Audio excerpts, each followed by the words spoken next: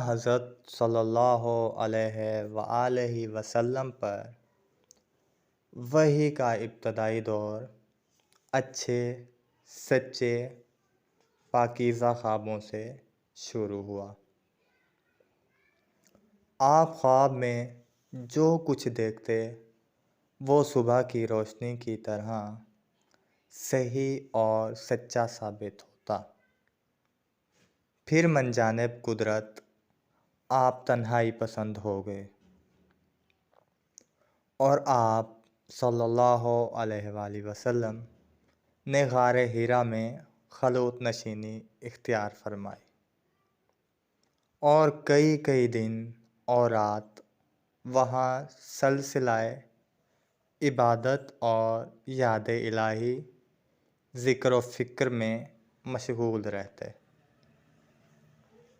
جب تک گھر آنے کو دل نہ چاہتا توشہ ہمراہ لیے ہوئے وہاں رہتے۔ توشہ ختم ہونے پر ہی اہلیہ محترمہ حضرت خدیجہ رضی اللہ تعالی عنہا کے پاس تشریف لاتے اور کچھ توشہ ہمراہ لے کر پھر وہاں جا کر خلوت گزین ہو جاتے۔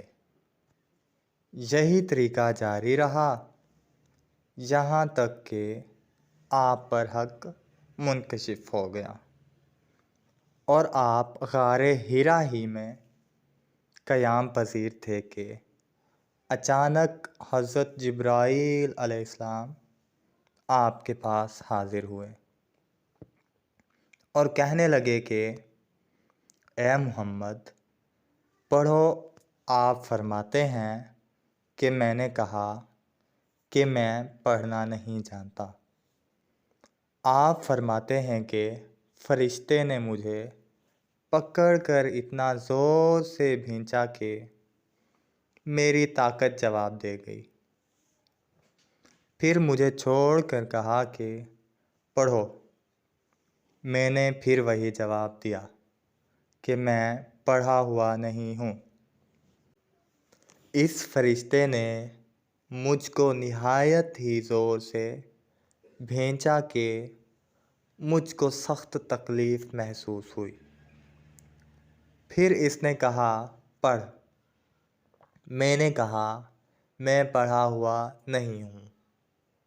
فرشتے نے تیسری بار مجھ کو پکڑا اور تیسری مرتبہ پھر مجھ کو بھینچا، پھر مجھے چھوڑ دیا اور کہنے لگا کہ پڑھو اپنے رب کے نام سے جس نے پیدا کیا اور انسان کو خون کی پھٹکی سے بنایا۔ پڑھو اور آپ کا رب بہت ہی مہربانیاں کرنے والا ہے۔ پھر یہی آیتیں آپ حضرت جبرائیل علیہ السلام سے سن کر اس حال میں غار حرا سے واپس ہوئے کہ آپ کا دل اس انوکھے واقعے سے کانپ رہا تھا۔ آپ حضرت خدیجہ کے ہاں تشریف لائے اور فرمایا کہ مجھے کمبل اوڑھا دو، مجھے کمبل اوڑھا دو۔ لوگوں نے آپ کو کمبل اوڑھا دیا۔ جب آپ کا ڈر جاتا رہا تو آپ نے اپنی زوجہ محترمہ حضرت خدیجہ رضی اللہ تعالی عنہا کو تفصیل کے ساتھ یہ واقعہ سنایا اور فرمانے لگے کہ مجھ کو اب اپنی جان کا خوف ہو گیا ہے۔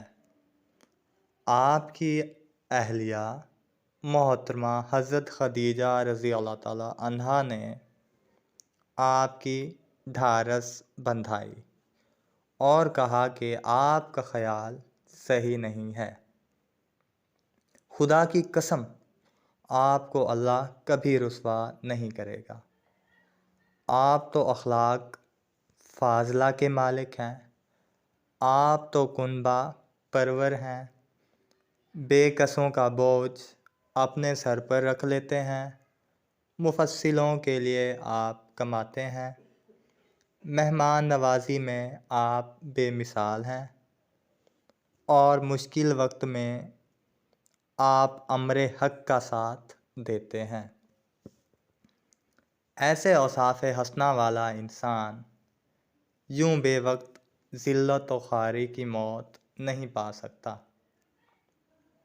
پھر مزید تسلی کے لیے حضرت خدیجہ رضی اللہ تعالیٰ عنہا آپ صلی اللہ علیہ وآلہ وسلم کو ورقہ بن نوفل کے پاس لے گئی، جو ان کے چچا زاد بھائی تھے اور زمانہ جاہلیت میں نصرانی مذہب اختیار کر چکے تھے اور عبرانی زبان کے کاتب تھے۔ چنانچہ انجیل کو بھی حسب منشائے خداوندی عبرانی زبان میں لکھا کرتے تھے۔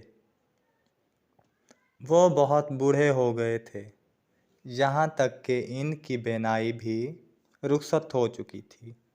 حضرت خدیجہ رضی اللہ تعالیٰ عنہا نے ان کے سامنے آپ کے حالات بیان کیے اور کہا کہ اے چچا زاد بھائی، اپنے بھتیجے محمد صلی اللہ علیہ وآلہ وسلم کی زبانی ذرا ان کی کیفیت سن لیجئے۔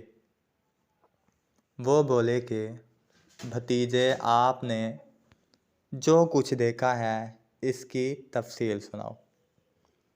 چنانچہ آپ نے از اول تا آخر پورا واقعہ سنایا، جسے سن کر ورقہ بے اختیار ہو کر بول اٹھے کہ یہ تو وہی ناموس معزز رازدان فرشتہ ہے جسے اللہ نے حضرت موسیٰ علیہ السلام پر وحی دے کر بھیجا تھا۔ کاش میں آپ کے اس عہد نبوت کے شروع ہونے پر جوان عمر ہوتا، کاش میں اس وقت تک زندہ رہتا جب کہ آپ کی قوم آپ کو اس شہر سے نکال دے گی۔ رسول کریم صلی اللہ علیہ وآلہ وسلم نے یہ سن کر تعجب سے پوچھا کہ کیا وہ لوگ مجھ کو نکال دیں گے، حالانکہ میں تو ان میں صادق و امین و مقبول ہوں؟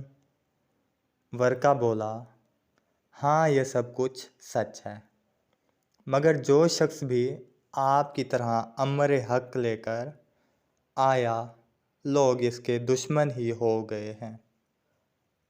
اگر مجھے آپ کی نبوت کا وہ زمانہ مل جائے تو میں آپ کی پوری مدد کروں گا۔ مگر ورقہ کچھ دنوں کے بعد انتقال کر گئے۔ پھر کچھ عرصہ تک وحی کی آمد موقوف رہی۔